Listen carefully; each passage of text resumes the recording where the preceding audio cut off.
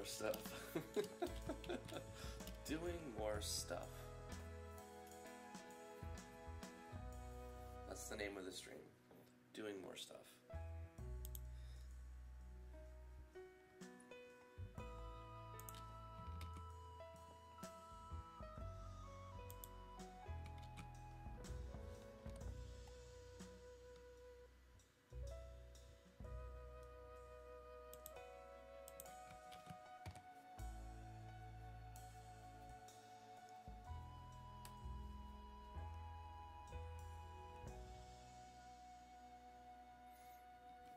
Hey Ikamin, how's your day going? Well, I'm not sure yet. We still have teleports to fix and lots of bugs to squash. And I'm sure that answering questions will lead me into all kinds of different things. It's a little unpredictable what we're actually going to be doing, so the title's more of a general guideline.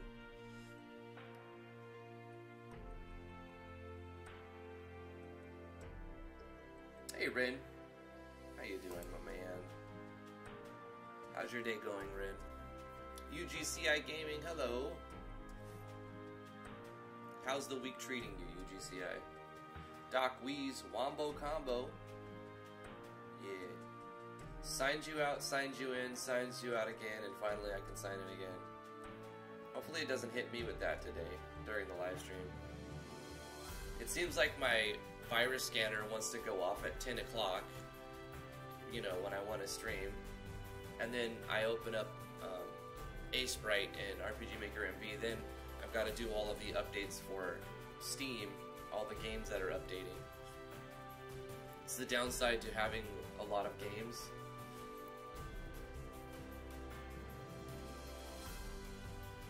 As soon as I give up, you start. Sorry, Royal. I wanted to have a new background today. I mean, I like having a new background every day. But I was running out of like actual backgrounds to stick the Natural Explorers thing in, right? So I looked on opengameart.org and I found a really cool looking one after a little bit of searching. And this is completely free to use, CC0, and I put credits to the person, or the person's website rather, is what he wanted. Is I guess that's smart. If you want to be credited, just have them credit your website, because that's where you're going to get the most feedback, right? So this is made by that website that was on the screen. Super chat already. We just started. Damian Floyd with a 10 million super chat. General stream, can't wait to see what happens today. Also curious as to how you would feel having others join you for a back and forth call while streaming this. Actually, that sounds like a good idea. At some point I'll do that. I don't tend to do that constantly like T does. I like that format, I really do. But we're also at the whim, we're at the mercy of both people's audio quality. So if I bring somebody else on, I don't want to be disrespectful and be like, your mic sucks or your accent's too thick. Like, you know, I don't want to say that at all. But it may be hard to understand them because of a combination of those things. And you didn't even show your face yet? Oh yeah, I should probably get that down. I usually give a couple minutes just so that I can sip my coffee and make sure that there's nothing crazy dirty, and I look around the room and get a little comfortable and get some people in the chat room, and then boom boom, we start the stream. Trial run first.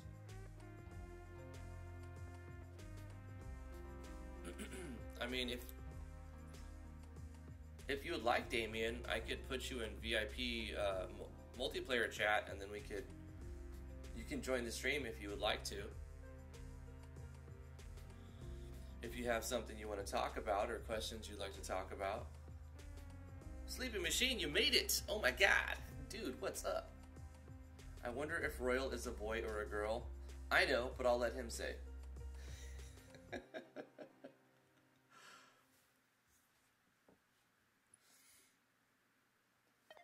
So hopefully that answers your question, Damian, and also extends the the offer your way if you would like. We can make that happen for sure. Can I be on VIP stream too, please? I'll tell you what, if you back me like Damian backs me, absolutely.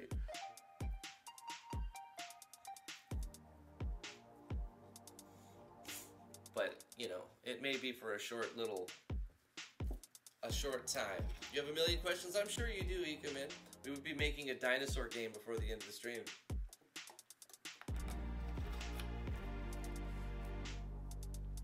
Royal is a type of crown that is coated. Yeah. Obviously, right, Doc?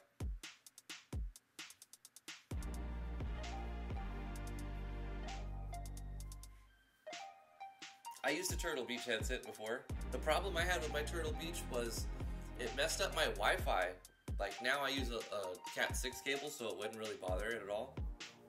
But, like, I guess the signal that it was sending was interfering with the frequency that I would get from my Wi-Fi. So every time I turn off my headset, turn it on or off, like, it would disconnect me from the internet. I was like, this is not usable.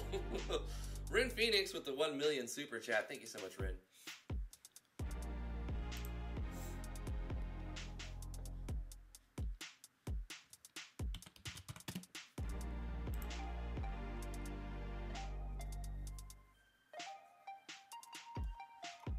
After I used my Turtle Beach headset, I bought a Razer headset, which I liked and I used for a while.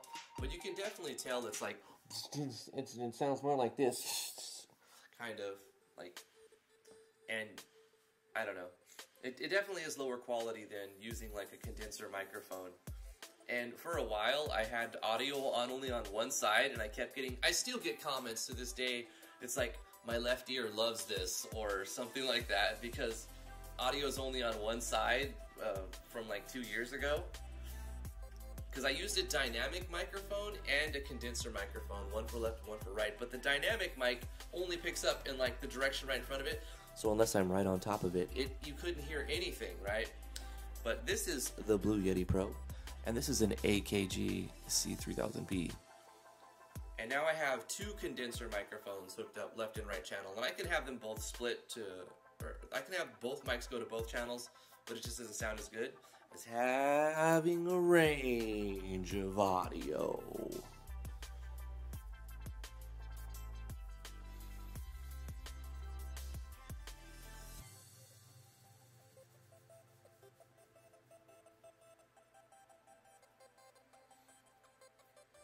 Anyway, let's get started. Thank you guys for coming to the stream. How's it going, everybody? I'm Drifty from Driftwood Gaming. Thank you guys so much for coming to the live stream today. We are going to be working on Natural Explorers again. Tomorrow, we have a sponsored first impression video to do, as well as the Friday after that, and the Friday after that. It looks like everybody wants to slam me at the same time for that sort of thing. We might even throw one on a Sunday, depending on what another person likes to do. So yeah, that is planned, but today we're not doing that. We're going to be working on Natural Explorers, and I'm not exactly sure what I want to do in this episode, but I'm sure we'll figure it out as we go along. I do have a few ideas of things that we need to polish out. We were going through the crypts and checking all the transfer events. I remember the transfer events not actually going to the place that I want them to go, and I swapped some around. So we'll be doing a little bit of that just to get started. So I'm just making sure that it doesn't take us into the middle of the ocean like this one is going to. Okay, this is Crypt 3. So I'm going to go to the graveyard and decide where Crypt 3 should be. Walk in and you go up through here, you jump across there.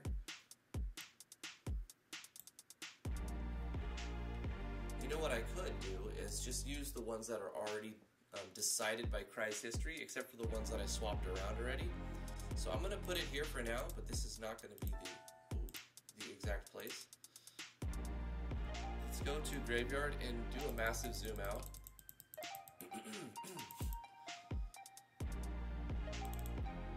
This is Crypt 3. Hey, we nailed it. First try. Okay.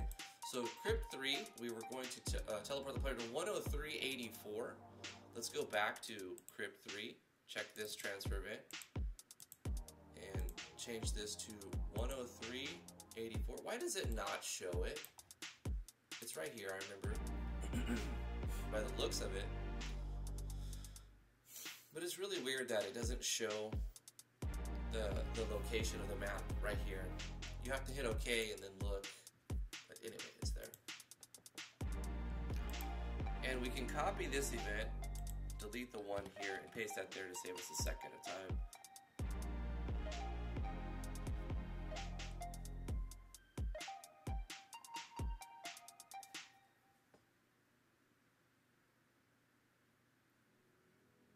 But once you're a Fujoshi, always a Fujoshi.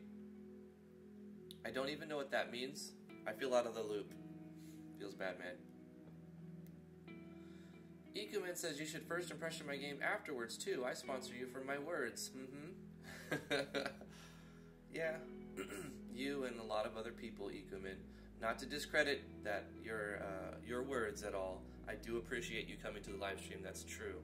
But if I only did, if I only worked with that mechanic, I would go crazy, as illustrated by my line of work last year. If you see my slow descending into madness of repetition, I need a filter to keep out a lot of the more amateur projects so that I can only show off the more invested work.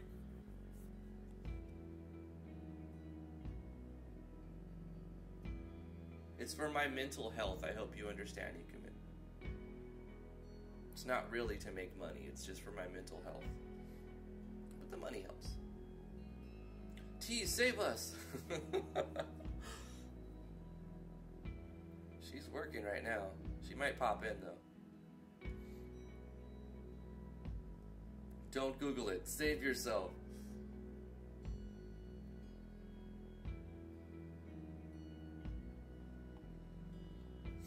You should save yourself from the chat at this point. Alright, we're going to. Do I watch pirated movies? Not anymore. I watch Netflix and Amazon Prime movies.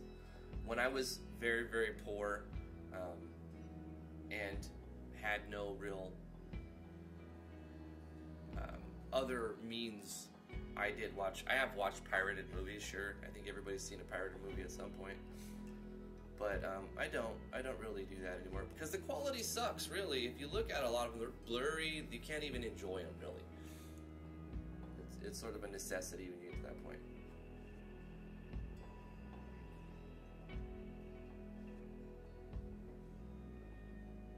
Yeah, you shouldn't pirate movies. Because Netflix, for a small subscription, you can watch a ton. Amazon Prime's expensive, but like you get all the lots of features and stuff. So I mean, I like Amazon Prime with it lets me support people with the Twitch Prime. So I sub to channels on Twitch when, at least once a month with the free Twitch Prime thing. I get free shipping on all the stuff I order for myself and my family. So I mean, I really get my value out of that, and the big bonus is Prime Video. So I'm not shilling for that. I don't even really have any affiliate links. I do have Amazon affiliate links for my microphone, but that has nothing to do with getting Prime. I'm just saying I use it, and I use Netflix as well for watching movies.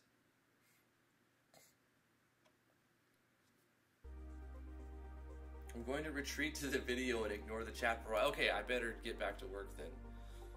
To save you.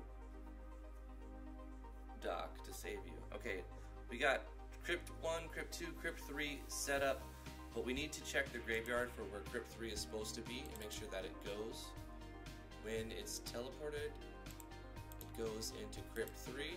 It does. Okay, good. We can just cancel out of here. Cancel. We didn't change anything. Let's go to Crypt 4. But on the graveyard first, we've learned this. We need to find where it's at first. That's the 7. That's a blank spot. Here's Crypt 4 at the top.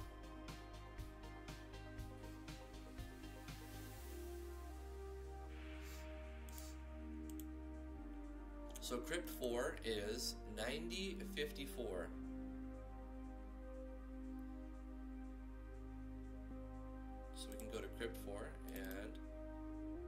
9054. It's already set up there. It's already set up there for both of them. Okay, cool. And for Crypt 5, what is this saying? 127.40. Let's go to Graveyard. Crypt 5, 127.40.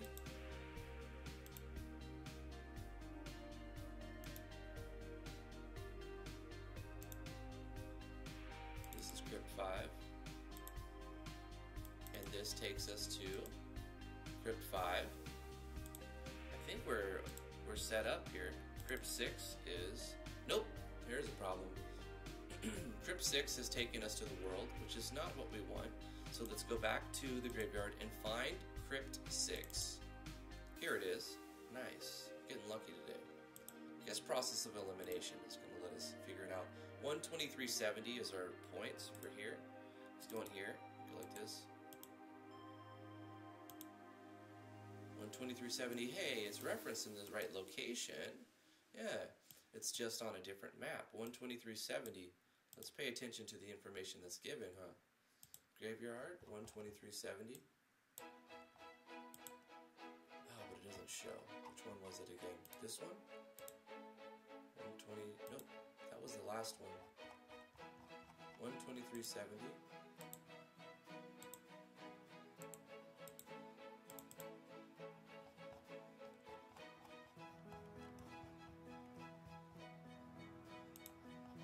I thought it was this one.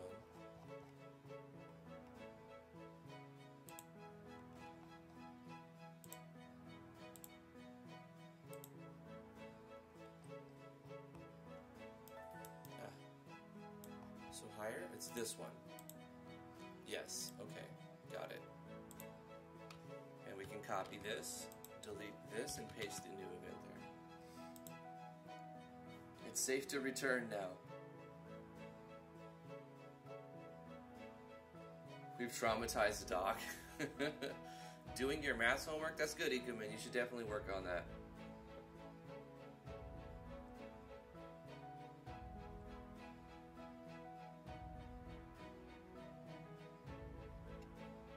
Except it probably isn't, says Mushri. Ren says, I think I'll have to pull all of my weapons and armor and redo everything again now that I have all the crafting items set up. Also need to work on my icon set. Everything, Ren Phoenix? All of it? Why do you have to pull it all? Because you changed the artwork or you changed the recipe? Can't you just update your note box for all of those? Or can you change the name and the note box?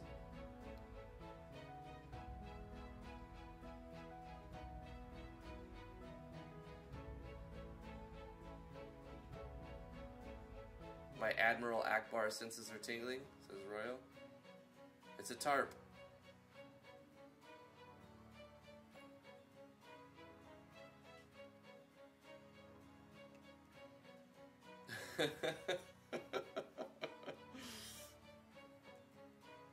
Hey, to each his own, Mushri.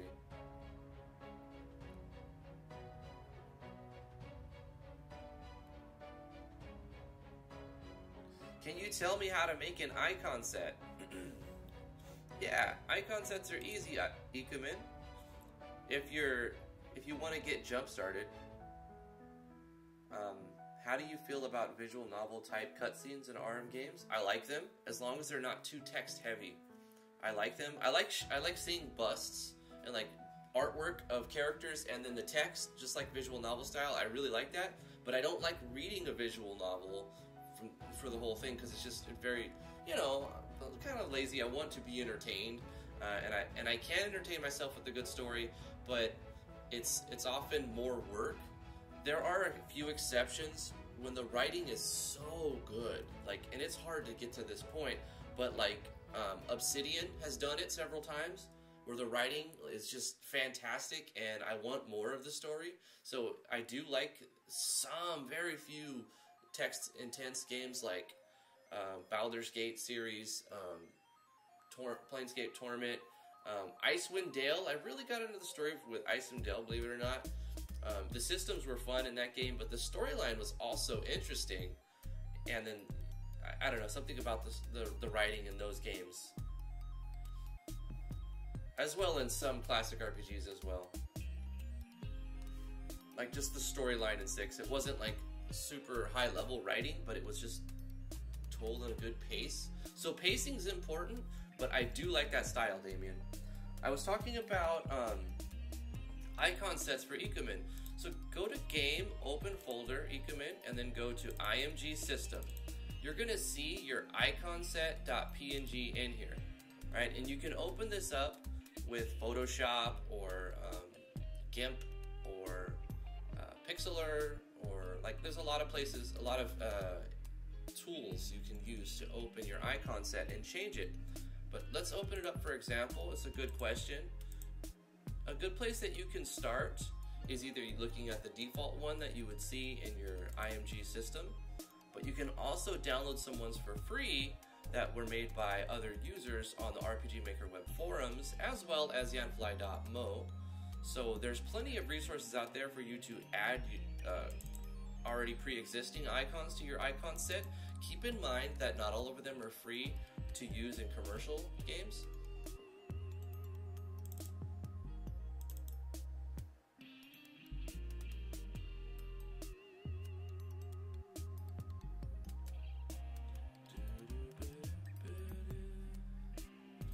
System icon set.png. So when you load it, it's gonna look like something like this, and you're gonna be like, I can't even see that. So you want to zoom in. In Photoshop, you hold Control and Space and left click to drag, and you can zoom in like that. And you're gonna notice when you open it up that at the bottom there's no free space. You're not gonna see any free space. So you need to change the size of the canvas. So to do this, you're just going to add more to it. And I don't know how to do it in GIMP. I don't use GIMP. But it shouldn't be too much different than going to like image or whatever button is for GIMP, and you want to change the canvas size. And you want to specify your anchor point so that it knows you want to make the bottom go down farther without moving the image at all. So to do that in Photoshop, you click on this top middle one, and you'll make extra space at the bottom.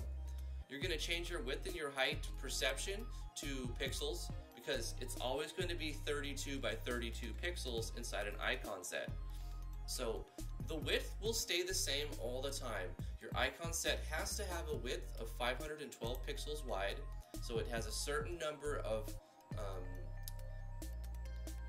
rows, a certain number of columns rather, a certain number of columns to read from on a single row. But you can increase your height by 32 at a time. I wouldn't just suggest adding a huge number. I would suggest adding one row at a time. So if I were going to add another row, I don't need to yet because I still have room. But to illustrate what I would do is I'd bring up a calculator. You want to bring a calculator, and you're going to type in 3296, because this is what I have here. Whatever height yours is, it's not going to be this from default, right? So you take that and you go plus 32. It's back into your math homework, right? You're just going to add 32 to the height of your picture, of your whole canvas. So then you're going to change the height from this number to the new number and hit OK. And it's going to create a new row at the bottom. Now, what helps me when I'm doing something like this is I turn on a grid. In Photoshop, you press Control and the single quotation. Sorry.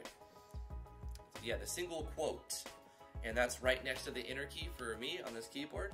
But you can also do that by going to View and changing the show and selecting the grid right here. It'll turn that on and off.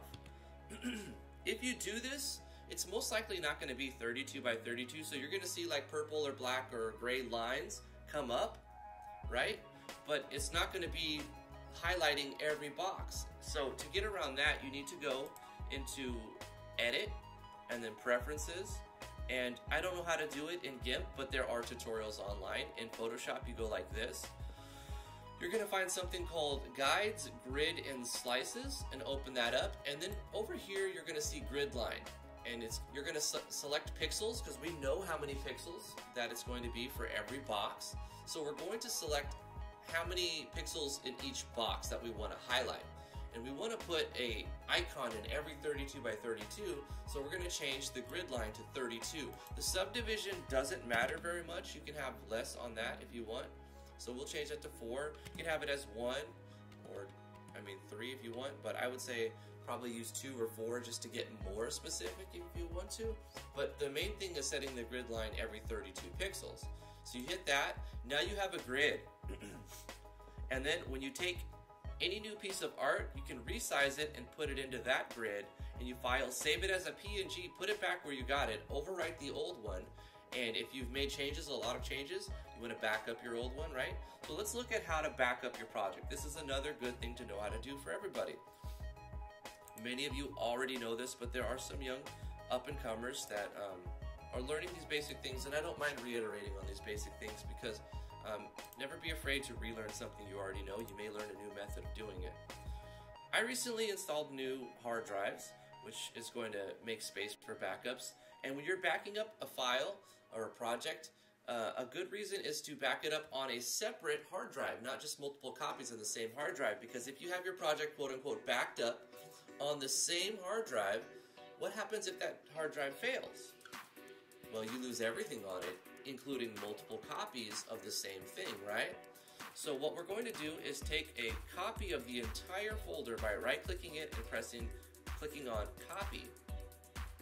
Now we're going to navigate to another hard drive. If you don't have another hard drive, you can use something like a flash drive, right? You can use a little jump drive or a flash drive as a temporary way to store your project, also to move it from place to place. When you make backups, it's very, very important that you include the date and time that you did that backup, because you're going to end up with several copies of your project and you're not going to know which is the most up-to-date or when this backup was made, and you may open up an old project and be like, oh, I lost all my work, when really you just opening up an old backup instead of the most recent version of your project. So we're copying the entire folder, and we're going to go to preferably another hard drive, and we'll make a folder called backups or something along that line.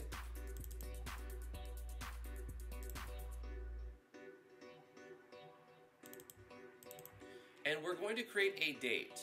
So I'm going to create a new folder and I'm going to call it the date. Today's date is, for me, December 6, 2018. It might be a day different depending on where you live in the world. And preferably also including the time. So 10:53 a.m. 10:53 a.m. So now we have the month, the day, the year, and the time that the backup was created, and now we'll paste it in here. So it's going to take that entire project and put it into another hard drive with its with the date and time, so that you know, in case one hard drive fails, you didn't lose all of your work. You have it on another folder, right? And you can do that with a flash drive. You could probably even burn it to a DVD. How much space was on a DVD? Is it little gigs? Depends on the size of your project, obviously. I would recommend just putting it on a flash drive. Now, you could even get an SD card and store it on your phone if you wanted to. Believe it or not, I've done that with some things. You can get a USB memory card reader. Some desktops and laptops have memory card readers for SD cards, and some of the SD cards are getting huge now. They're like 256 gigs on the SD card. It's a lot of space, right? 128 even. So we've covered updating the icon set and backing up our projects. Two things that are fundamental to knowing how to do. Two fundamental things that you should know how to do in RPGMMV. I'm going to jump back to my project now and catch up with chat and field more questions. If you have more questions, feel free to feel free to ask them, and I'll try my best to answer them.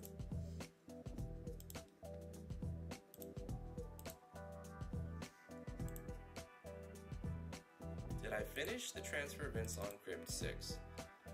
And I'll be honest, answering your guys' questions is more fun than updating my transfer events.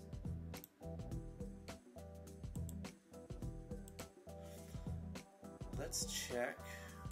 Wait, 6 we did. Let's check 7. 7 goes to the world, which is not where we want to go, right? 6 goes to the right spot, graveyard. 7 goes to the world, and 10989, I'm pretty sure that's the location for Crypt 7 teleport. So let's just change the map. 10989 for the graveyard. is this one? 109.89. Bada boom. Copy this, delete the other one, paste this, save us a second. Excuse me.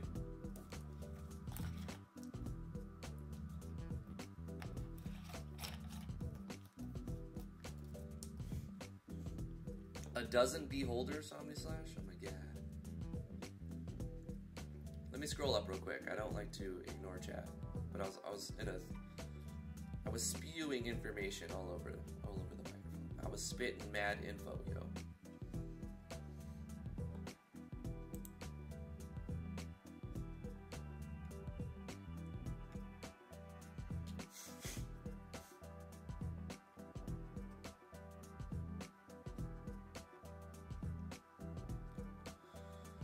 Oh, Ren answers the question I had, because you have too many weapon types and item slots. Yeah, you might want to go ahead and get rid of some of the weapon types and armor types and etc. Less can be more because you don't overwhelm your player, and you can still have a ton of items with fewer slots, right? You could have multiple tiers for like the 3 or 4 or 5 pieces of gear instead of like only a few gears of 12 pieces of armor. I went with that approach. If you look at my old project, my last project, that I overhauled 3 times and tried to salvage, it's just a big mess. You know, it's just it got too big. It got way too big and too messy, and different ideas started colliding with each other. It's insane, really. It's really insane. My scope got way out of hand, and the project became unmanageable. And it started because it started down the wrong path. I really messed up early on when I decided this is how it was going to be. And it just became unmanageable, really.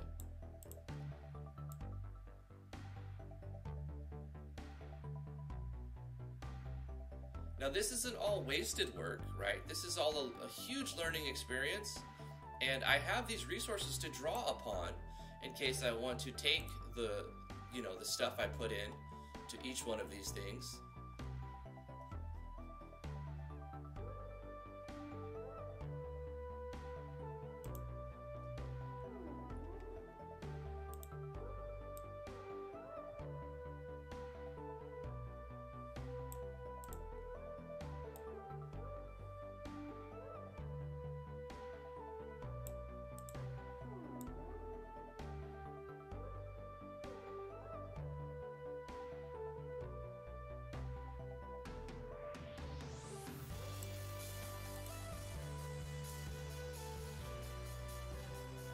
Especially the animations.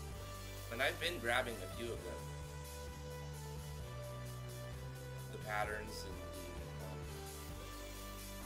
the artwork, sound effects and whatnot.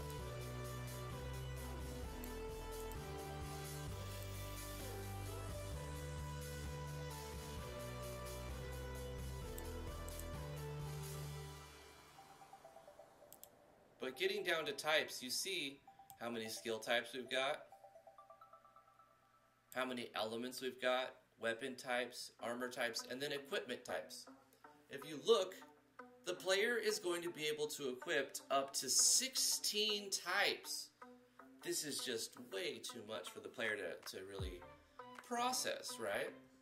And as the dev, I know that, you know, my shoulders are going to be my shield, like for using a plugin. It's going to add extra HP, and I know the purpose of shoulders. I know the purpose of, like, say, the belts were to give, like, status immunities, and the cloaks were to give element potencies, and they all make sense in my head, and like, it can tie together. But the average player is not going to get all of this massive information dump, and really just not like how much they have to learn and work to play your game. It's supposed to be a fun experience. So when I decided to start a new project, I really wanted to go the opposite direction. I wanted to make it easier for the player to get into the world, learn as few things as they really need to know, and show them things instead of trying to show them a bunch of text. That's why I made all the tutorial things in the new project optional. They can run in around the school and read the books if they want to, but otherwise they can just run around and figure it out. So if we compare that database to, like, say, the types on this database, we have hands, head, body, relic. That's it. Hands are weapon or tool, and head armor, body armor, and a special. So we went from like 16 to 4, and I really highly recommend going with like 3, 4, or 5 things. You know, a weapon and 3 armors, a weapon and 4 armors, a weapon and like 3 armors and maybe a couple accessories or something like that. But don't really push it much past that. I've actually reduced the types, I think. Yeah, I started with 10. Skill types, I'm only using 2. Techs and abilities. If it uses like TP, I'll consider that a tech. If it uses MP or AP, I consider it an ability. Simple to understand. I've reduced the elements. I'm going to add an 8th element at some point. But I've got physical, energy, emotional, thermal, corrosive, chaos, and radiant. And that's it. I could add more. Like if it's a lightning, I'll consider it energy. If it's like fire or cold, I'll consider it thermal. So I've kind of truncated some of the, instead of saying a fire element and an ice element and a water element or whatever, it's just fire and ice are now thermal type of damage. Because if you get something that insulates you, it could protect you against extreme colds or extreme heats, right?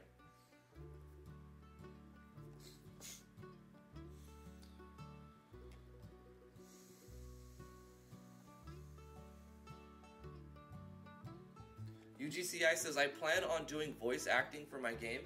That's awesome, so do I.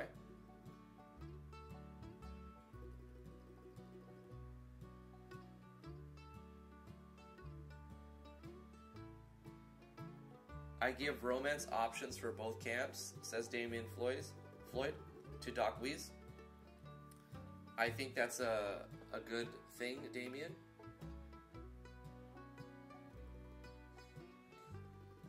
Right? Equal opportunity.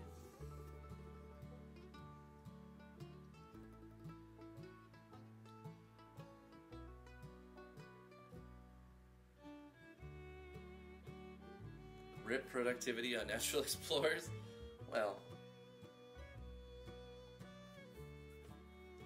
it's okay. I think sometimes, I was watching a video, I posted it in the Discord, links in the description below if you want to join the Discord, this morning about being distracted, and I kind of related with what they were saying in the video. It was a SciShow video, and they were saying like sometimes for a creative mind, distractions are a good thing because they'll help you figure out a problem that you've been working on subconsciously. It's like sleeping on it or something. You get distracted, you're doing something else, but you think of another problem in the back of your head that you were working on, and suddenly things click and you can go back to it and figure that out. It was also a survival mechanism.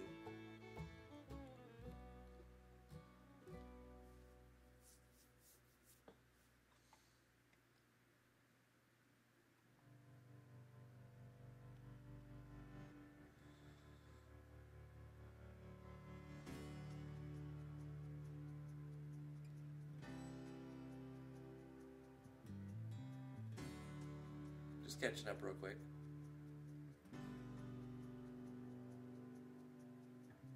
Ignore chat. Well, I did for a second there, but I do like to come back and catch up in case I miss anything. You guys are important to me, and I appreciate all the text, and I don't take it for granted. I want to answer your questions and be helpful.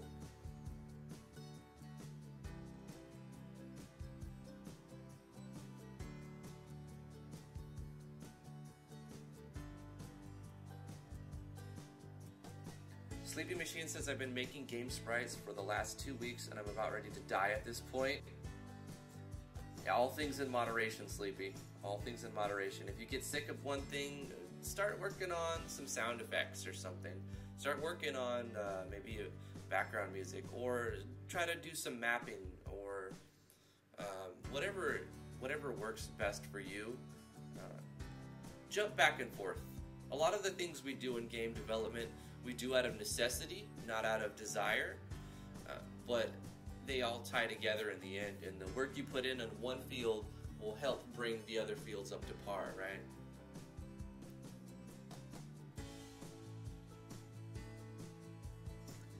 give you the name of the song. It's awesome. It's all the music you hear right now is free to use in the YouTube audio library. There's not a whole lot in there, so you can go ahead and look and you'll probably find it. Besides, it's been a while since I read this, I'm not sure. But I can show you, I use foobar. I think it's on random, so I don't know what the last one was. And when I put them in foobar, they don't always show the name, the track or the artist. It just kind of like, the metadata isn't like saved correctly. Like, you know, they're free, so they're not,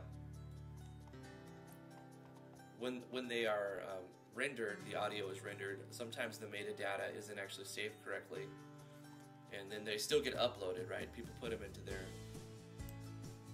players, and it just gives you some general information, not like all of it. Of course, some of them do, but they're the YouTube audio library, and I try to update this from time to time and add more tracks. It sounds like your first game and the reason why you rebooted it, says Damian. He rebooted it, said Damian Floyd, and I can agree with your decision on that. That's why I did the same thing.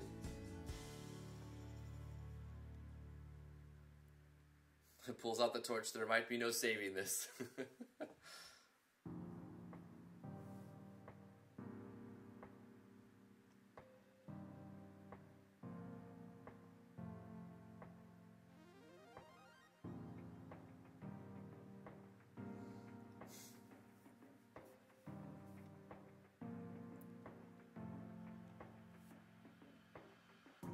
Still catching up. I'm almost there. DJ King, how are you doing? Welcome to the stream. Thank you for coming.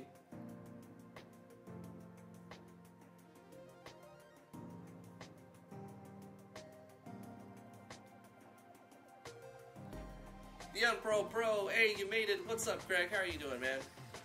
Thanks for coming. Appreciate it.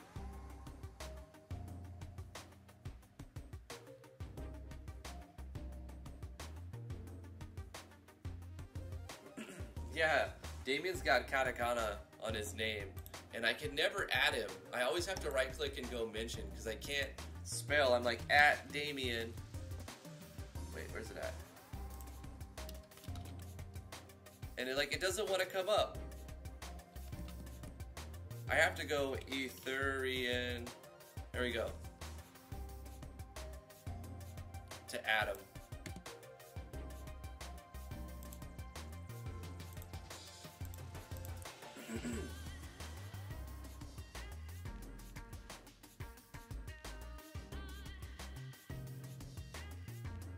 OmniSlash says, once he gets the demo out for Mythos, I'll have Drifty play it. It'll be long enough for y'all to get an idea.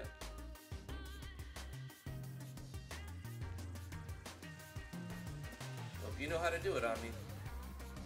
There's a little filter you've got to get through, but it's not that hard.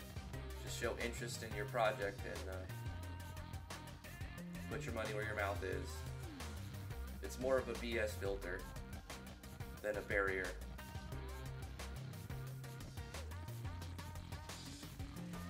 You worked for 12 hours yesterday on Pro? You're gonna be like Damian now, working for 12, 15 hours.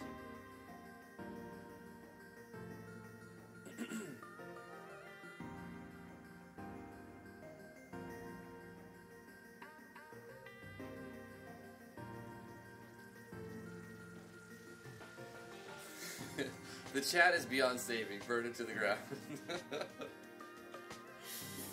8:45 a.m. to 8 p.m. Dude, you're a maniac. You're gonna lose your soul.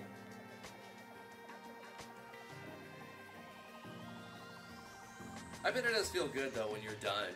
You're like, I did that. Checks in the mail type of feeling. Yep. I did that when I worked at a train station. I worked at I worked operating a pneumatic drill, opening the bottom of the trains, the rail carts, and it would move very slowly along a conveyor belt, but that had a screen on it. Or a screen, it would fall to a conveyor belt and would load corn out of out of a rail cart onto a conveyor belt into a silo. And I worked like 13, 14-hour shifts there. It was a company called All American Grain, and it was in California. And the boss was really cool. I liked that job, but it was hard work, dude, because they would call you like at 3 or 4 in the morning, and it would be different times whenever the train got there. So I have an idea of what that's like. I'm sure our experiences are different, but it was like manual labor for like 12 hours, sometimes longer. Dude, all the hair on my leg, because I had to like use my leg to push the drill in and like line it up and keep moving with the rail cart.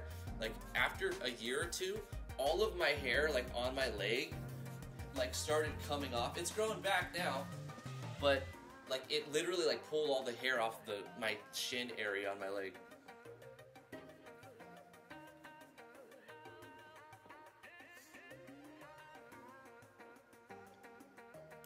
But hey, the pay was good. And at that time, I didn't have anything better to do. I was playing Final Fantasy XI and just working like once or twice a week even. So it wasn't like a lot of work. It was just like when I went in, it was like 12, 13 hours. Devin Scott, you pulled his leg hair off. The timing was great on that.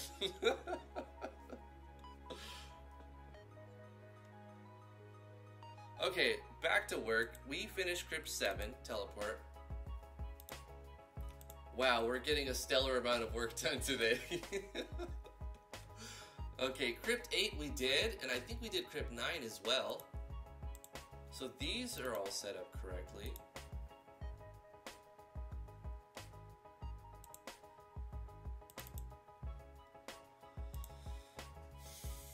And I remember I did Crypt 10, and I made a new map called Hallway to tie them together. But all the other maps for the Graveyard and Crypts were made by Christ History.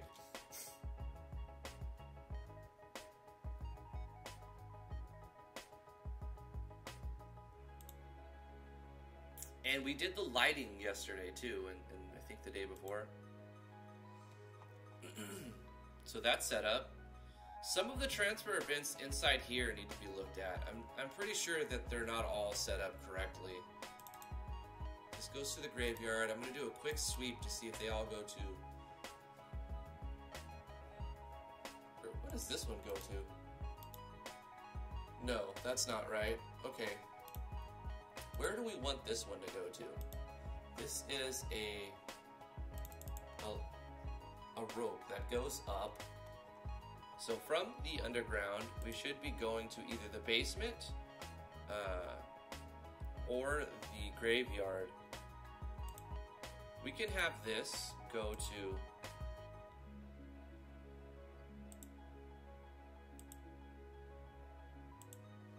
here. Where does this one go? Basement 15-8.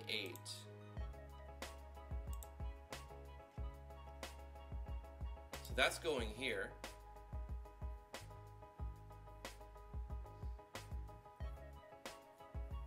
You know, I need to tie these together somehow. So what I'm going to do with this basement... Dev dropped a $2...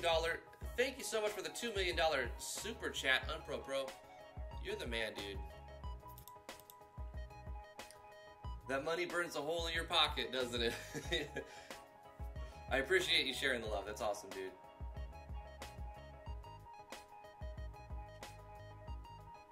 Everyone run if you want to keep your leg hair, says Sleepy Machine. Damian asked, or says, I'll probably be chilling in the multiplayer games voice chat after the stream if anyone wants to chat for no reason. So if you guys want to hang out and voice chat after the stream, I have a link in the description below where you can get into the Discord. A voice chat where you can go in and type stuff here for multiplayer chat and just go into a voice chat to talk, so you can talk and type in this chat. I thought it was kind of weird because you would go to, at first, when there was no chat here for typing, because people would be talking and they're like, oh, I'll share you the link, and then people were like, well, where do I put the link? Oh, well, I'll look in default, or I'll put it over here. So I made a chat specifically for like sharing links about multiplayer games and whatever you're specifically talking about inside the chat room. So If you're like in one of these chat rooms and you're talking about a link or something, or you want to, you know, like you get a phone call, you can type while you're listening, or I don't know, whatever. You can use this chat to type while you're talking as well to further engage. So yeah, Damian's going to be there chilling after the stream, he says.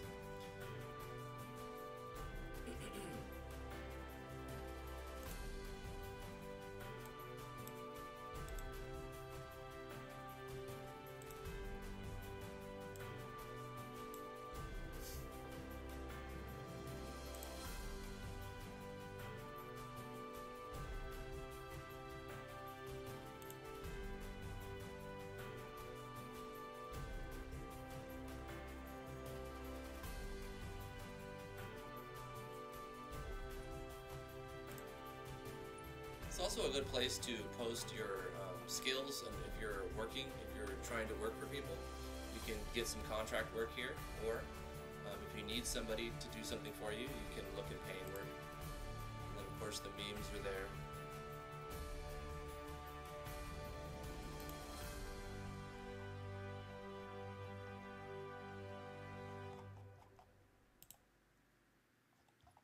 There's so many talented artists and just talented people in general. I'm always shocked with what people are posting in the Discord. It's fantastic.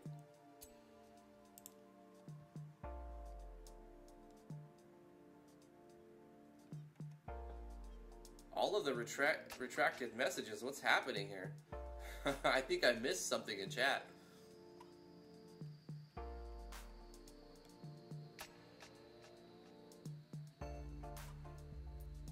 Retracted message, retracted, retracted, yeah. Bans Moochery. Message declined.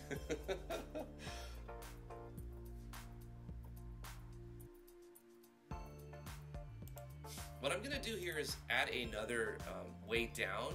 So instead of using this area as a walking out point, we're gonna go down deeper. We're gonna take this, like so, and put a drop down, a ladder. Wait, we don't want that one, do we?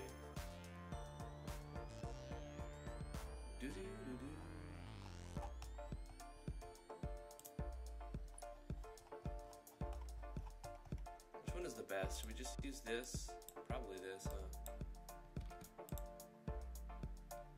How is it done in the map that was sent to me? Like I post there and then rope down. So we'll use the post.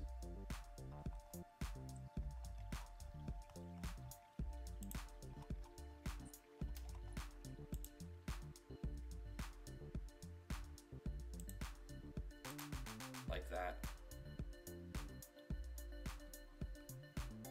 Actually, what we'll do is, whoa, can we go back? Did it just save it like that? That's fine. We'll just go like this. Start with a post, and then we'll go like this. Yeah. And we'll make the transfer event right here. But I want to go like that so the player kind of has to walk from this direction down. It would just feel better than walking sideways and jumping onto the rope and going down. Unpropro says leaving in 10 minutes, but might be back if you're still streaming my turn. I should be. Should be streaming for another 45 minutes at least. Thank you so much for coming in the super chat, Unpropro. I'll see you in a little bit when you take off. The chat has been burned to a cinder. It's burned to a crisp, but that's okay. I like it toasty. Every time I say toasty, I think of Toasty, the another YouTuber, young kid, up and coming little dude doing his thing, and check out him. He gets a lot of free shoutouts. I noticed that.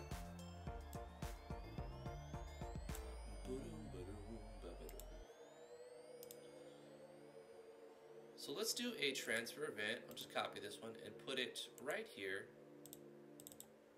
And this will take us to the basement. No, that is the basement. Will take us to the underground. And one of these, was it this one? That didn't actually have a good point. So yeah, we'll put that here. And we'll have them face down. Fade to black. And then from the underground, right here, instead of teleporting into a map that doesn't have any purpose yet, we will put them into the basement. So now the basement has a purpose too. And we'll move this to face up and fade to white because we're ascending.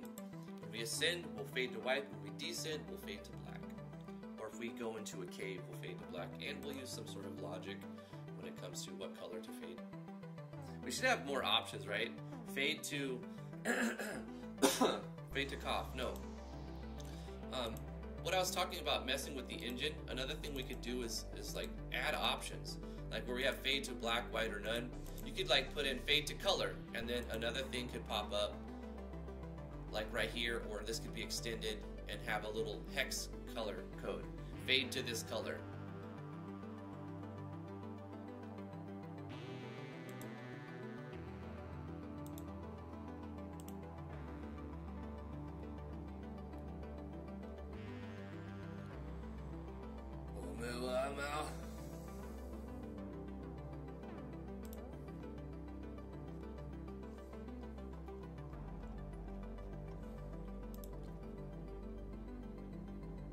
Let's do a little bit of a zoom out real quick and check some other teleports, some other transfers. This goes to the graveyard, that looks good. This goes to the graveyard, yep.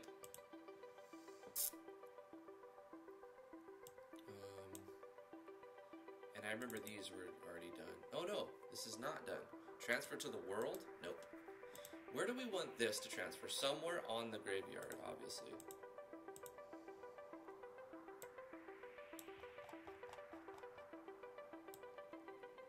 This is the bigger entrance, right?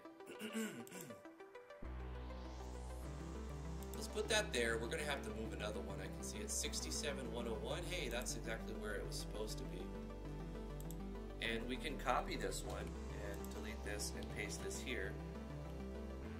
And this, nope, try again. This one takes us to 67101. No, we're gonna make that go here. This just makes more sense. I think that's the way it was intended in the first place. And let's test this one. 146, 127. Let's make that this one. It was already that one, okay. Okay. Because it works like for the way the underground layout is, it kind of matches very well.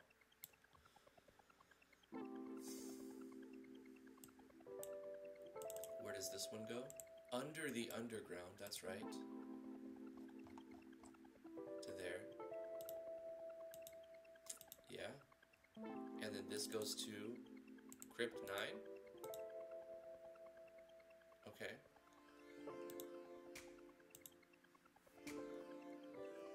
That works. That actually works fine. Where does this one go? 5997. We have another. Oh, is this one it right here? 59? Nope, that's a different one. 124, 44. So let's try again. 5997. I'm just curious to see at what point this is coming out. This one, isn't it? 7764, that's not it. 5997, that's pretty low, isn't it? So 5997, this way and down here somewhere.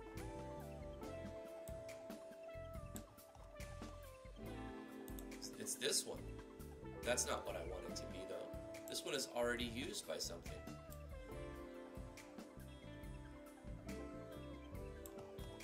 So let's change that to be this one.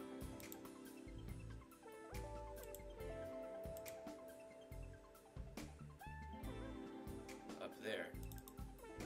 7764. If I look on the graveyard, 7764 is right there. That makes more sense to me. And if I go to the underground, if there's one over here at some point,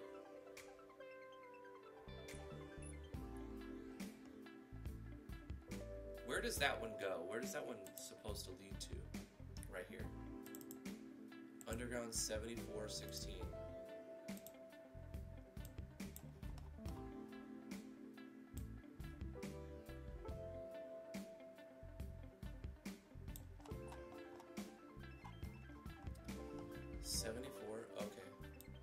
Right. That's where it goes. I like that one. That one's good. We also forgot to do the transfer zoom here. Let's do a conditional or a comment event and add our transfer zoom at the top. Yeah. And we can go to the underground and make sure that this one goes back to where it's supposed to go. 124.44. And it does. I think that's it, guys. We need to run around the map and just test to see if these all link up the right way. We also need to test to see if we open all the crystals to open the doors on the crypts. And I might just tear off the doors and let the player walk into the crypts and make something in all of the crypts. Like some sort of event in all of the crypts.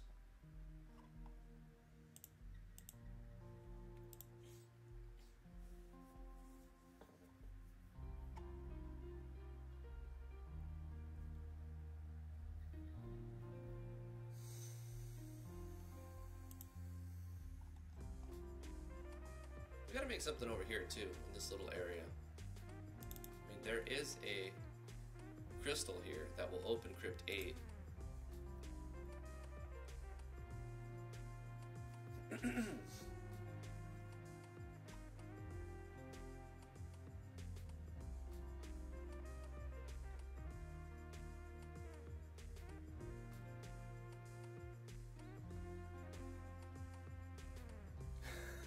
Damian, gosh, I'll walk myself out.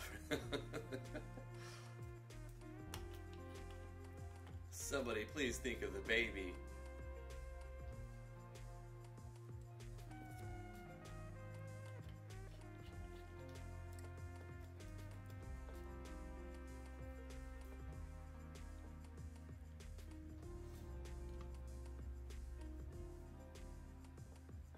Flash 15K is having to play daddy or mommy duty.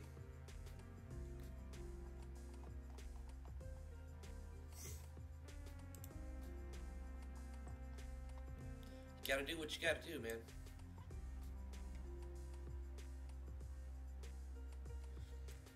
Tease Jams, if only you could have come earlier to save us. The chat is on fire, a baby's crying, and Omnislash is flipping babies.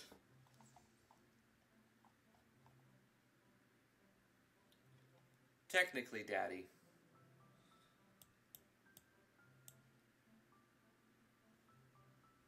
It's chaos in this chat, and I'm sure many people love it. Yes, very nice. I think our transfer events are good. I'm not sure about all of the crystal points opening in the right order because I moved some of them around, so hopefully you can still get into all of the crypts. I want to put something in here, like the Master Sword should be in here in a stone, but that's very tropey.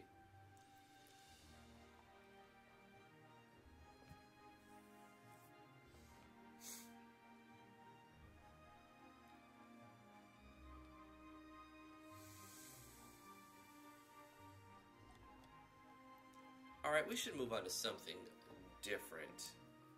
Transfer events are set. They're fine. We'll do some beta testing on them later. Let's look at another aspect of the game. We did lighting, we did the transfer. We successfully integrated the majority of these maps that Cry's history has thrown at us. So thank you again, Cry's.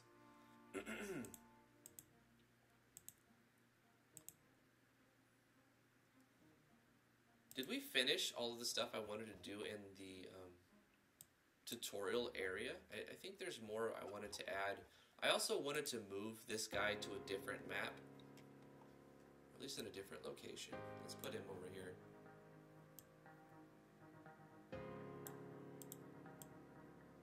So he's only facing down. There's a lot of events there.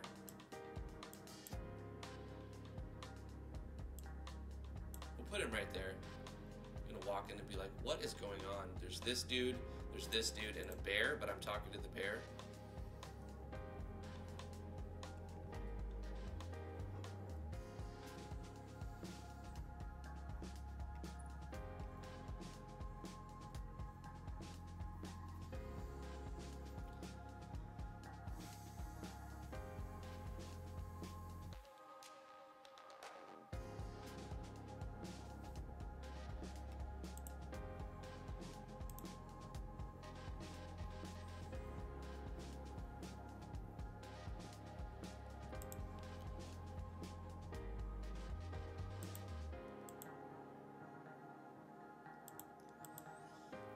Well, we do need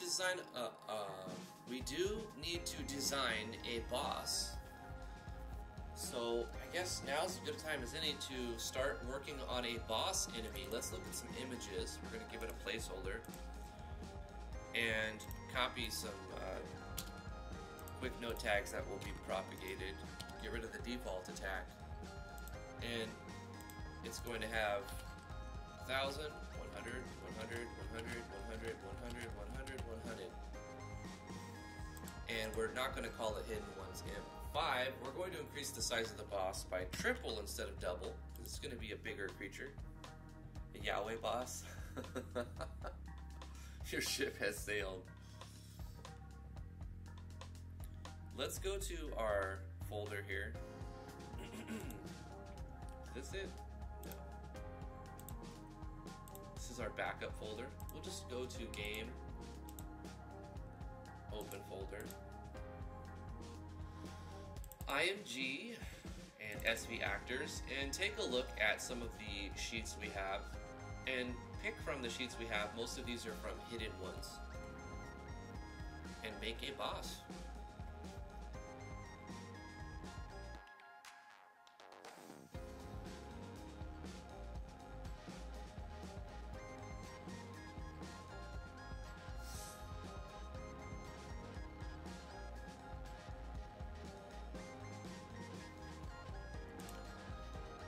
Green ogre.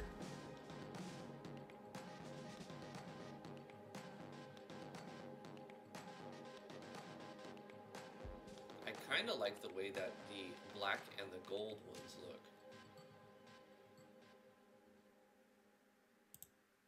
Since it's going to be the boss of like the cave set of maps, we should probably go with the black and red ogre.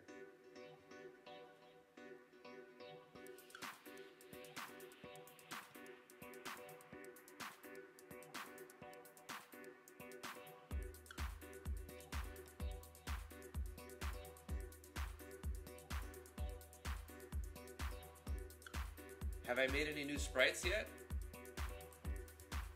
I haven't today, so I should probably do that, Chiefy. Keeping me on track, huh? See your tricks. Trying to keep this an organized stream? Ha! I don't think the chat's gonna have that. Now we'll look at some A-Sprite right now. I'm definitely not going to design a battler sprite up to the level of Hidden Ones. That's for certain. So we're going to take the Ogre Black original, and we're going to have like an ogre boss. But we need a good name for the ogre boss. It's going to be the Mad Lad Ogre.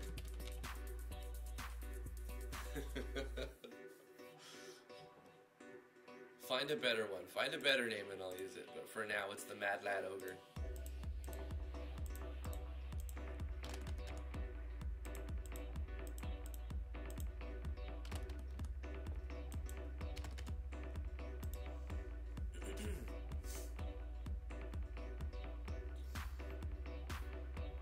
Call it Shrek. I don't need a copyright claim on my project. Besides, I would have gone with the green one if I was going to go with Shrek. NTR Ogre.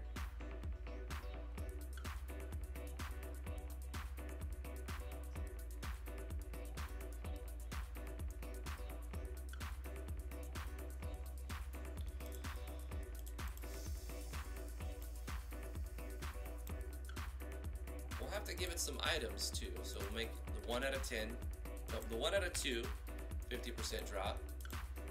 And the next item will be the 1 out of 10.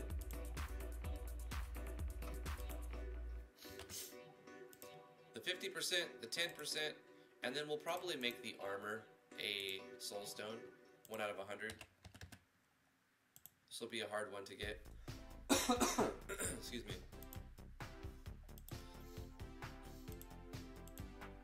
So let's make those items.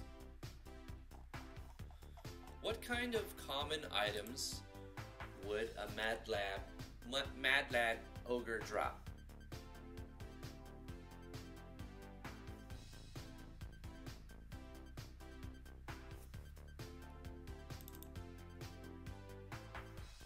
What about if he drops his... What if he drops his loincloth? I think it's only appropriate. That's the uncommon drop. So that'll be this one. Ogre loincloth. We have to do some ace writing. That who mentioned that? Was it Sleeping Machine? No, Chiefy. Chief mentioned we didn't do our ace sprite of the day. So our ace sprite of the day is our ogre loincloth. It has to be in our icon set.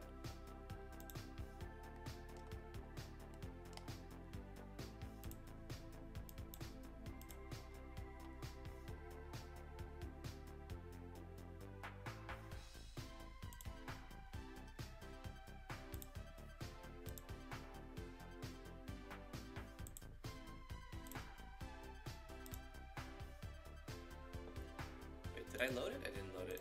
Load it. Thank you. Ogre loincloth. We're going to be using these browns.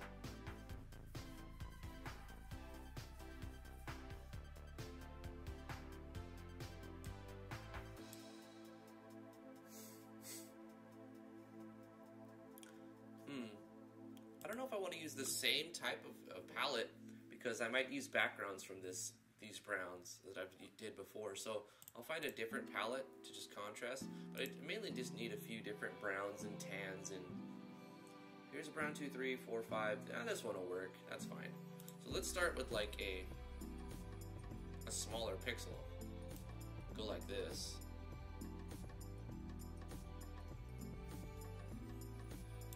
Right, and then on the inside, we'll bring it down a little bit.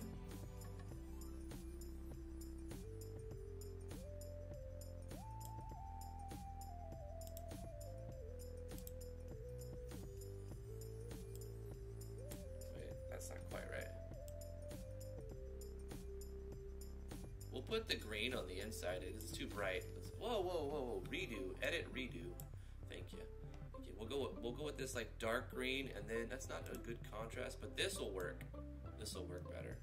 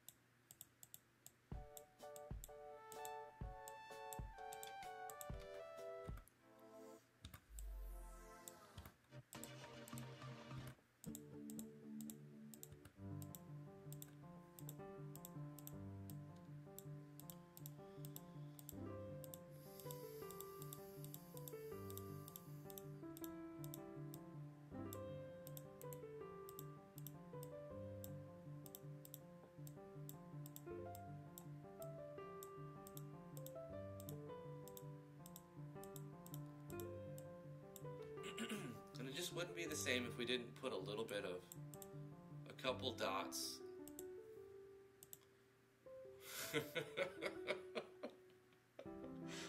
It's gonna be downscaled, okay? This is just the color of the loincloth. Don't let your imagination stray.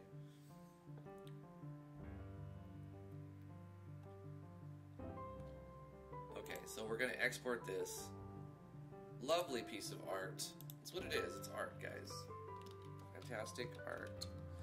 DG_ogre loincloth.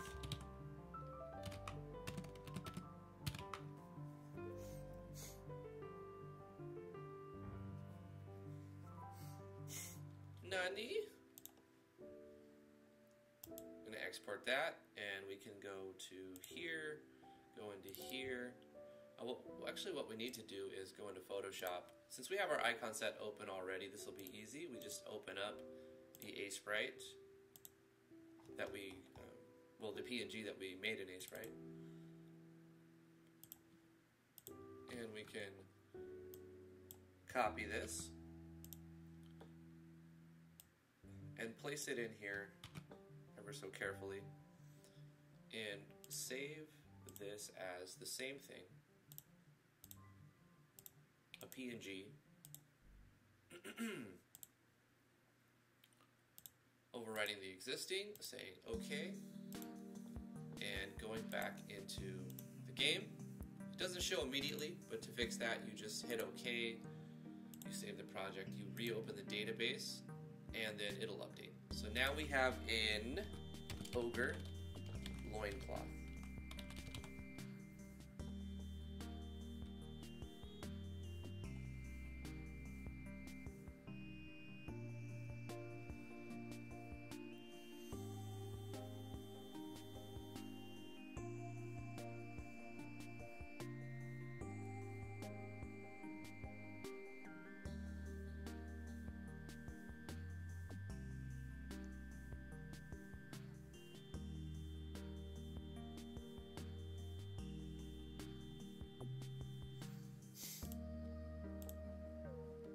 It is not consumable. We're definitely not going to be able to eat the ogre loincloth yet. Maybe later. Occasion, never. No scope is necessary. This is off of a boss, and it's considered the uncommon drop. So I'm going to give it like 2,000. We say imp fingernail, and then yeah. It's a level 10 enemy. So we'll kind of follow that same order, I suppose. A slight, ooh, this is gonna work. Slightly moist piece of cloth found on an ogre.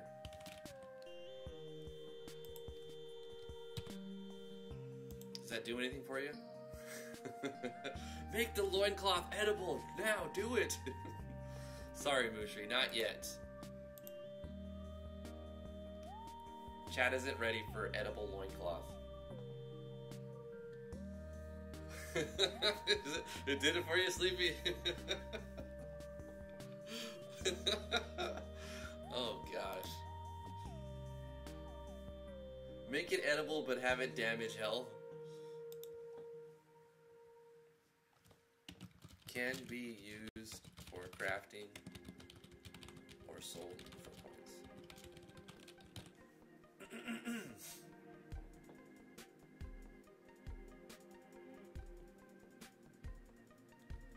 He finally calmed down and video's working again, and the first thing I hear from Driftwood Gaming is slightly moist. Your mind is permanently in the gutter, Mushri, says OmniSlash.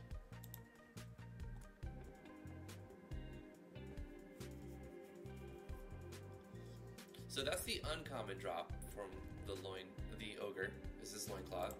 What is a common drop from an ogre? A tooth, maybe? I prefer my ogres bald, so I don't know if it would be like lock of ogre hair, but we could go ogre hair.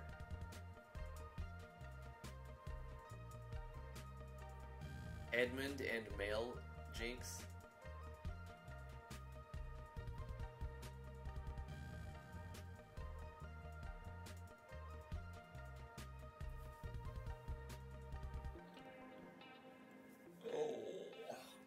I don't know. We need to do something. Ogre drops donkey. That would be the rare drop. You get a donkey that follows you around. The more I imagine this, the more I want it to be a thing. Instead of an item, the 1 out of 100 is a donkey, and it's a character. I would only do it if somebody makes me a battler and a character sprite for the donkey, and not the default one. And then we'd make the ogre drop the donkey 1 out of 100 as an Easter egg. And it's a character, it's a playable character donkey. That'd be great though. So let's see, ogre. Ogre finger? Should we do an ogre finger? It's pretty grody. Ogre finger. Oh no, ogre toe. That's better. An ogre toe. Ship Edmund in the battle toaster. That sounds like a shocking experience. So we have to make a sprite for an ogre toe, because I don't think I'm gonna have anything that works for an ogre toe.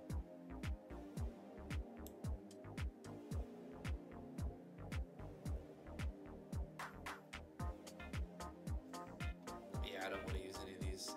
Let's make our own ogre toe real quick. New 32 by 32. Wait, was this the right size? That's weird. Whatever.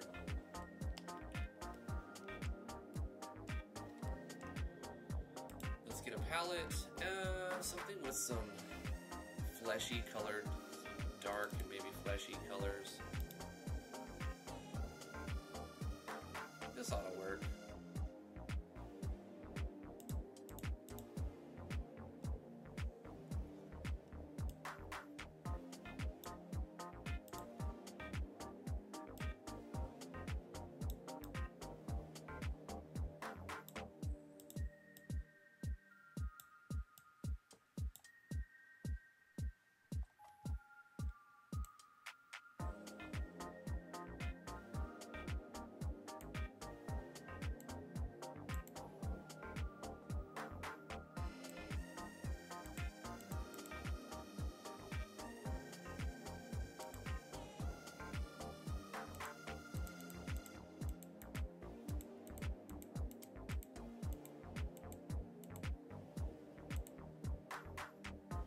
Yeah, a little bit of jaggedness is good.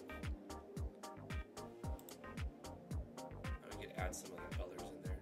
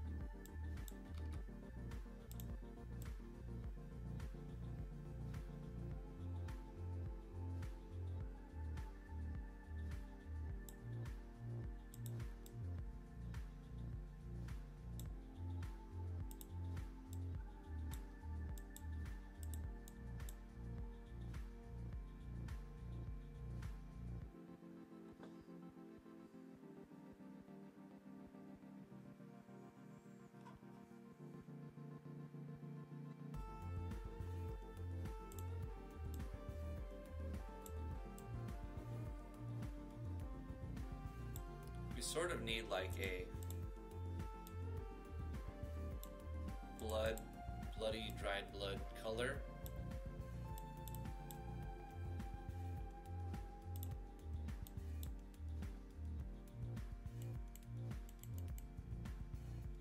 Along the edge there.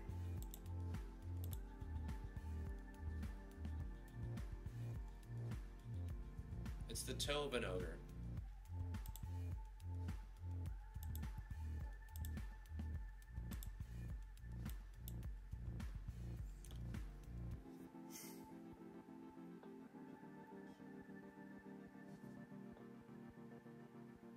A white ham.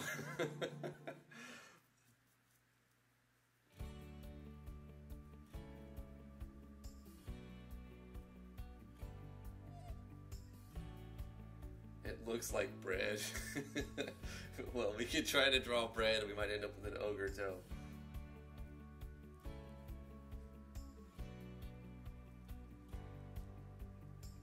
Don't forget the cut off toe bone.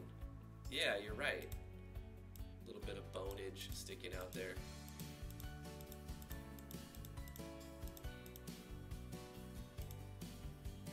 Let's do some shading on that.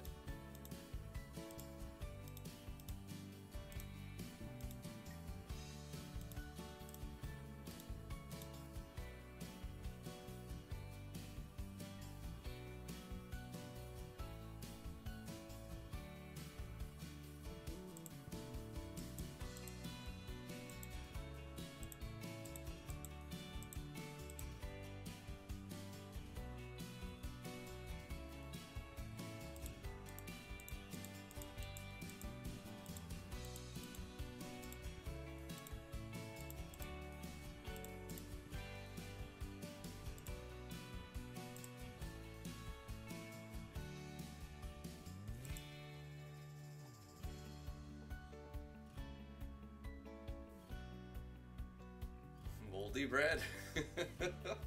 I don't know.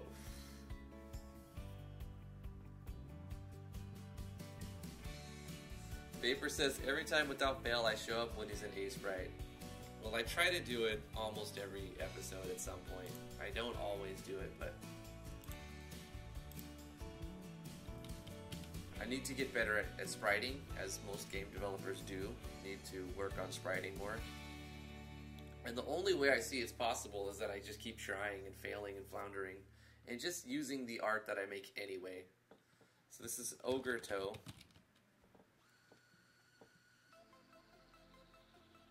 And never once have I known what he's making.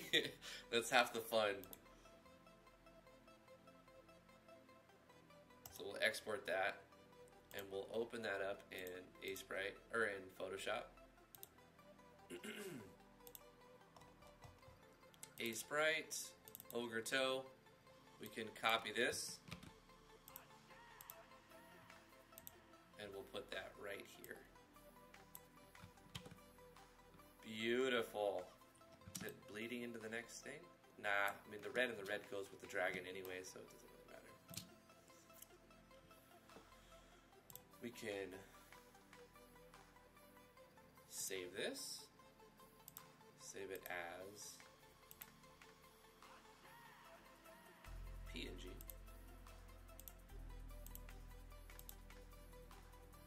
Cool. We did it. We can hit OK, save the game. Excuse me. Reopen the database and show off in game our cool new Ogre Toe.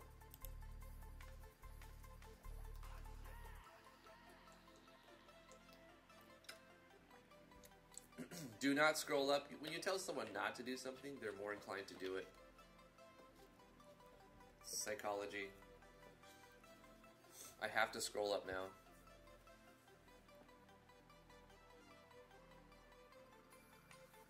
There's no hiding it. That's moldy bread.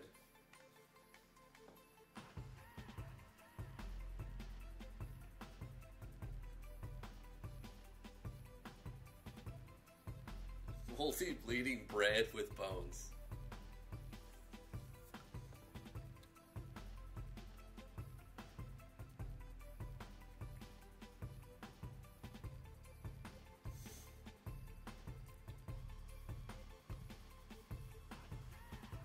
moldy bleeding bread and bones with powdered sugar. That's a nice toenail. Yeah, it is. Thank you.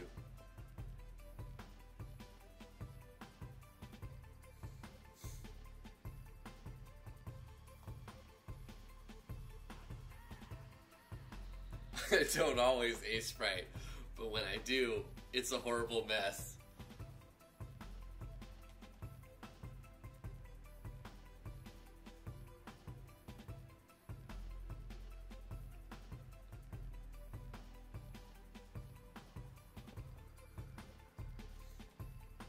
Okay.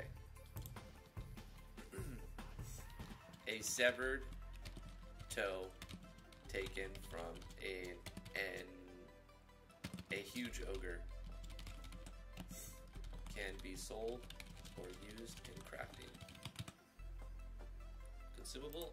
No.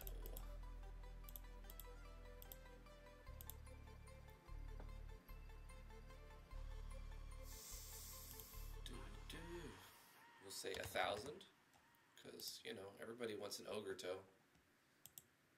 There will be a recipe for something in alchemy, right? You'll need like a frog eye and an ogre toe and a bunch of crazy stuff like that. And pixie dust. And for the third item, we're going to be making an ogre soulstone.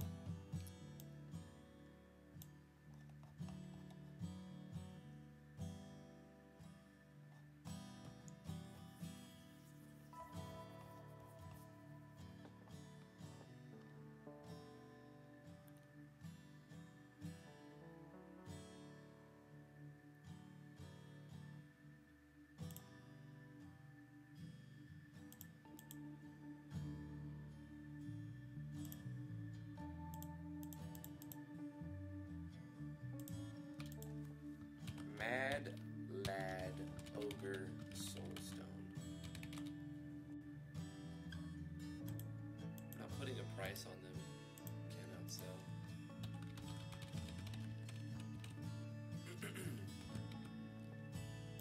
I think I put a cannot be sold on, like I spelled this wrong somewhere, because of course syntax. Cannot sell. Cannot sell. What was that thing we did yesterday where I put that on? Is it on an item? Fingernail? Mask? Jewel? Is it a weapon? No. Cannot sell. Armor? Cannot sell.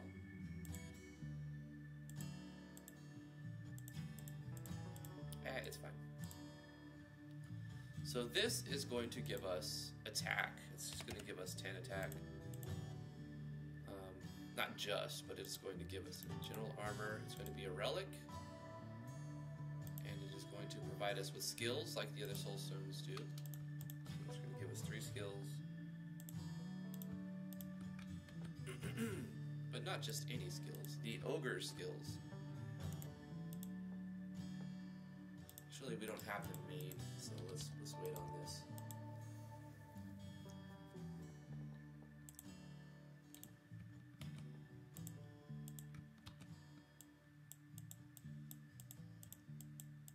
And it'll give us this skill, that skill, this skill, that skill. It's going to give us a lot of skills, so we're going to make it not give all these stats. We're just going to have it give strength, STR, plus 10. Or we'll plus 15 that, because it's a boss, really. You know what? I like 20 better. It's going to be a big strength boost, attack bonus. Because it just doesn't give anything else. Well, just a strength bonus. It's going to be a good one to have. Ooh, that looked weird. Okay. We actually did need that last one, didn't we? Okay. Like so.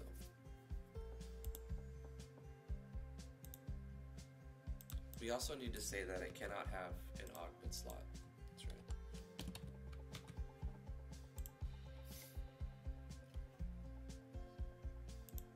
It's going to say that it gives these 3 skills, but it doesn't yet. It doesn't actually do that. It doesn't.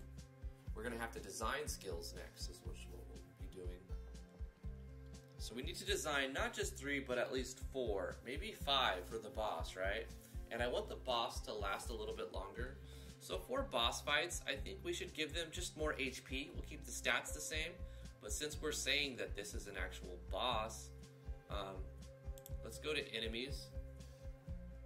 We can make a boss version of this and then the regular version of this. So let's change maximum. We'll go to 20 now.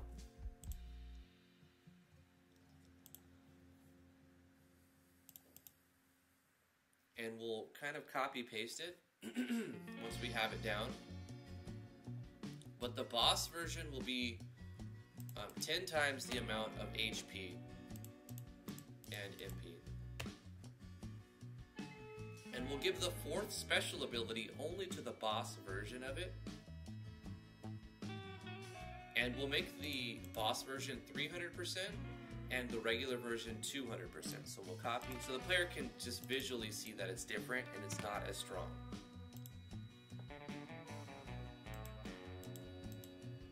I'm okay with this. The boss version will also have increased drop rate. It will guarantee an ogre toe. It will give a 20% chance of a loincloth and 1 out of 50 for the soulstone. So it's doubled. The drop rate's doubled. And it will also have double the experience and double the coins, but 10 times the HP. The stats stay the same, but the HP MP goes up times 10 for the double of that. And this is just 1,000 and 100. And the size is different.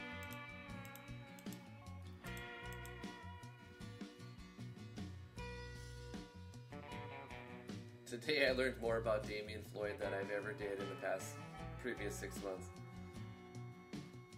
says Royal.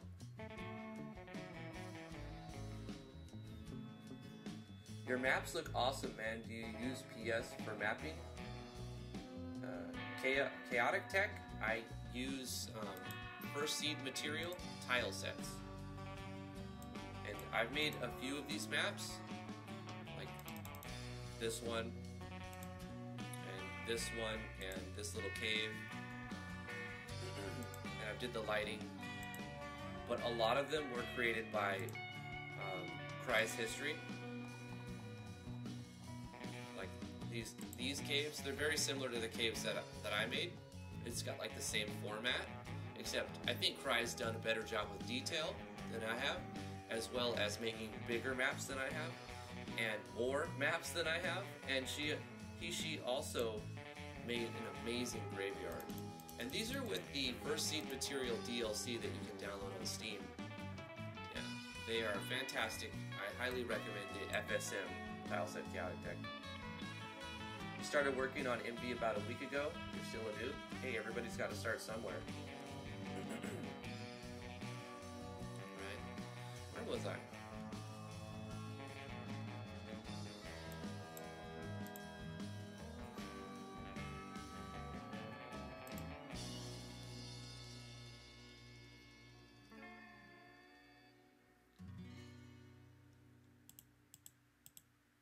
Right. The bosses that we encounter will be a common creature in the next areas, right? So we have all of the maps for the level 1 to 10 creatures, and on level 10 we fight an ogre.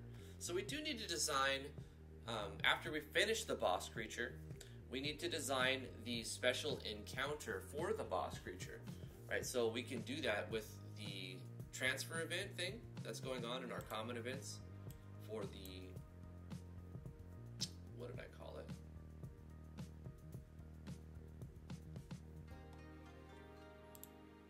Random dungeon transfer, right?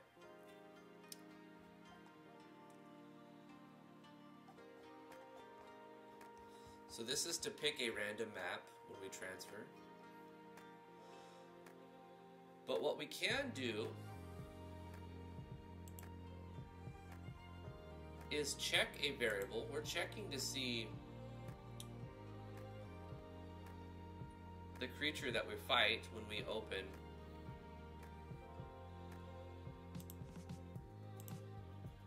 Here it is.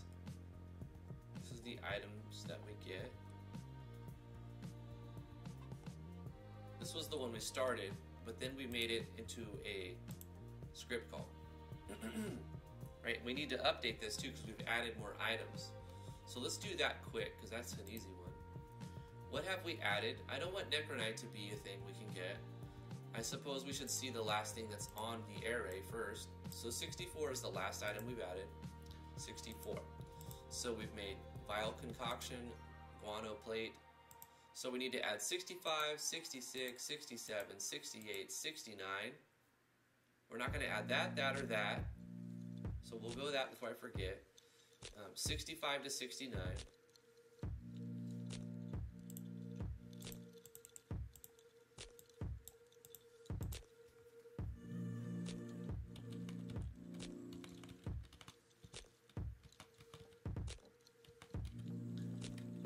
The other night I was helping somebody with some coding in Python, and I don't really code in Python, but I mean, once you learn some programming, any programming language, you understand how like most of them will operate in a similar fashion. In Python, this is incorrect formatting. You have to put a space. Spacing is way more important in Python. I like JS better, but I mean, Python is more what, back-end stuff. Python's a great language, but it does have specific spacing rules. I'm digressing.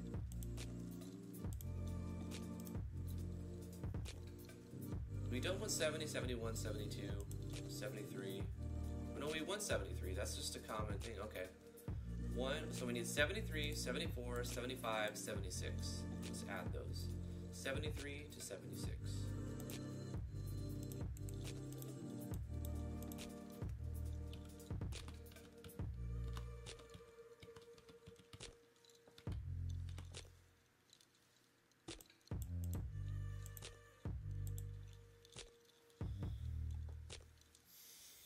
Okay, that's been updated.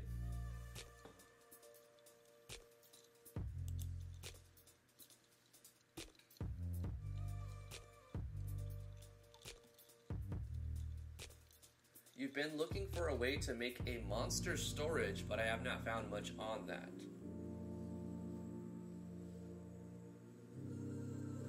Monster storage. You mean like a Pokeball? Or like a Poke Center type of thing? Is that what you're talking about? I think we can whip something up real quick. Let me know more details, Chaotic Tech. Welcome to RPG Maker. Let me know more details real quick, because I have to end the stream soon. Let me know details real quick of the system you're looking for, and maybe we'll be able to throw something together.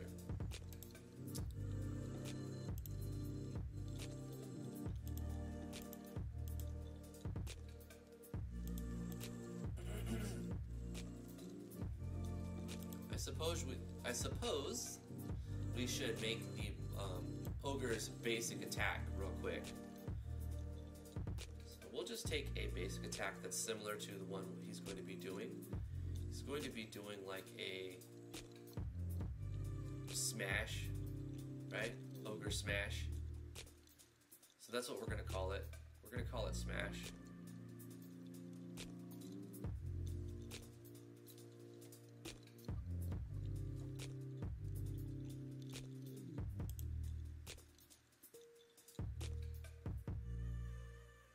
It'll be something like this one, which is basically your TP gain move. So we'll copy this one and we'll call it Smash. And then this one could just be like a hand. I think we can find a graphic for that. Ogre Smash. Yeah, that looks good.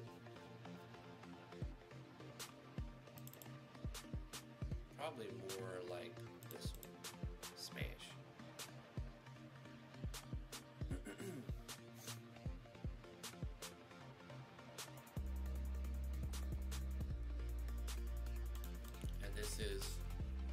Says Ogre Smash.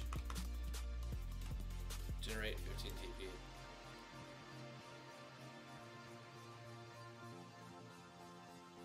And it's a basic attack. We just need to change this animation. So you're going to use the basic attack, action sequence with the same formula, same variance, critical strike, gives 15 TP, but we're flavoring it with its own description and its own animation, because we need to make it look and feel good while working mechanically the same, so that there's less imbalance. So what we can do is take advantage of the previous projects we've worked on and not take for granted all of the hours we put in beforehand, right, to make different things. And not look at all of the games that we failed to produce and release as an L, but as a learning service, a learning process, and service, as a learning experience is the word I'm thinking for.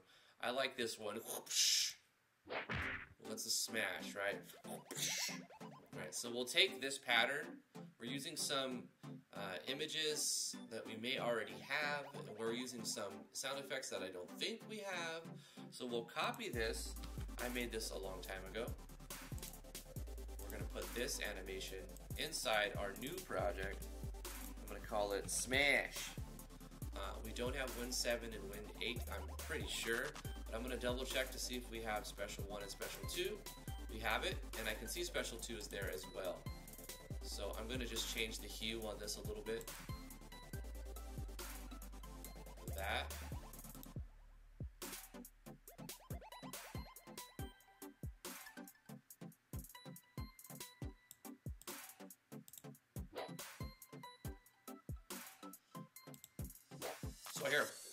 So I think we have Win 7. We may not have the Below 8 sound effect. So to get this, we're going to go to Game, Open Folder, Audio, SE. We're going to get that open on the side. We're going to go to the other project.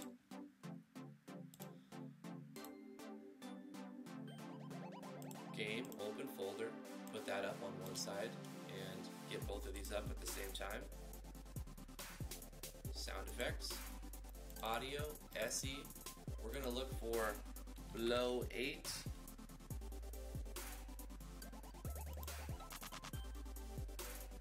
Take the M4A and the OGG. We'll copy those. We'll paste them in. Remember, we're not trying to dump as many resources as we can in our project. That's what happened to my last one, and it got just too big to manage. We want to add as little as we possibly have to make the thing unique and different, and still stand out with as few resources as possible to make the game accessible and manageable. So we're adding this sound effect in. Now if we were to go to the animation, we'll save the project and reopen. We hear the entire thing. So we have the images, we have the sound effects, and we have the pattern. We'll change the color a little bit.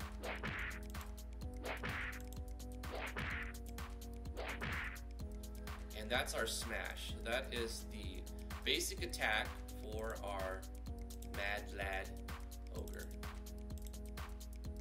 We'll add that in here. Whoa, whoa, whoa, whoa. What is happening? Why are we not seeing that? Bring this up here. Smash. Okay. That is his rating 5 move. We'll copy this and put it on the regular enemy as well.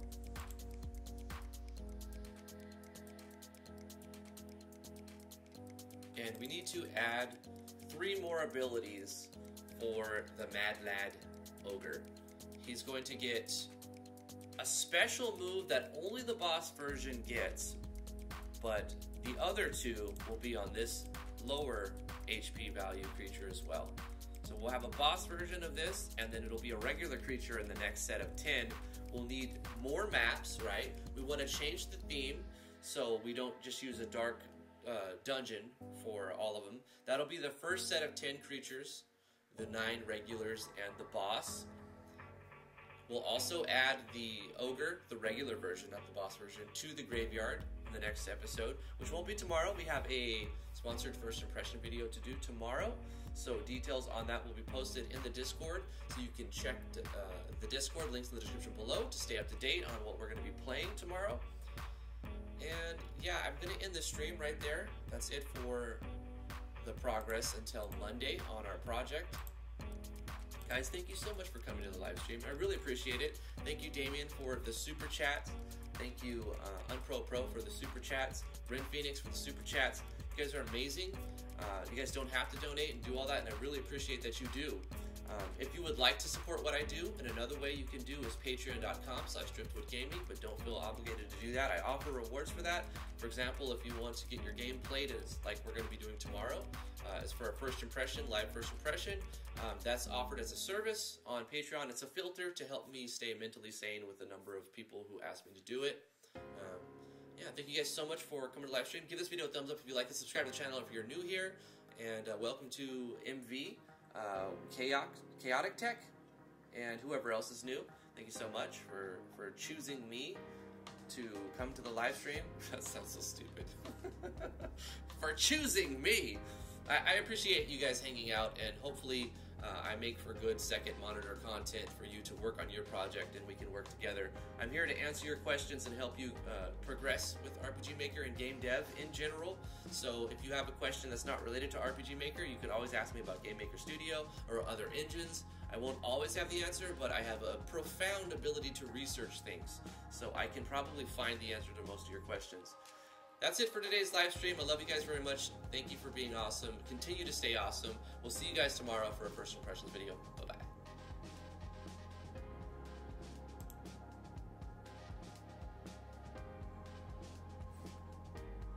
I know what you guys are here for. I know what you're waiting for. But first, let me tell you, I have a Twitch page, twitch.tv/driftwoodgaming, and twitter.com/driftwoodgaming. So you can follow me on Twitter or on Twitch, and the ASMR content. Thank you guys for coming out today. I really appreciate it.